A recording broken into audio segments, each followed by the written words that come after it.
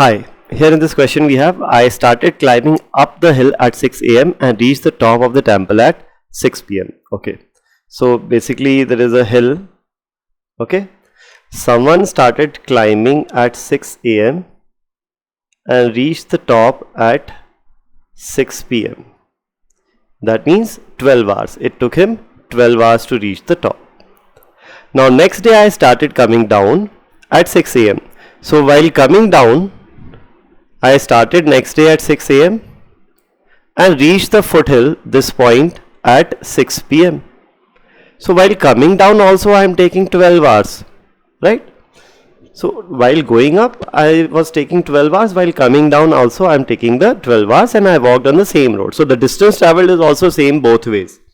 So distance traveled is same and the time taken is also same both ways. Okay. The road is so short that only one person can walk on it. Okay.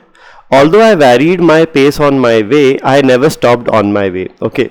So although it took me 12 hours to reach the top, but I was traveling at different speed throughout the journey, and same is true for coming down as well. Okay. I never stopped on my way. Cool. Then which of the following must be true? First option is, my average speed downhill was greater than that uphill. Now what is average speed? Average speed is total distance travelled upon total time taken. Now the total distance travelled is same both ways and the total time is also same both ways. Hence the average speed should be same both ways. So this option is incorrect actually. Average speed downhill and uphill was same and not different. So this option is incorrect. Next, option B. At noon I was at the same spot on both the days. Now that's not necessarily true. At noon, that is at 12 noon, it's not necessary. Maybe what happened was, while going up I was initially walking very slowly, so at 12 noon I reached here, and then I walked very fast and reached here by 6 p.m. And while coming down also I was walking very slowly. At 12 noon I reached here, and while coming down I reached over here.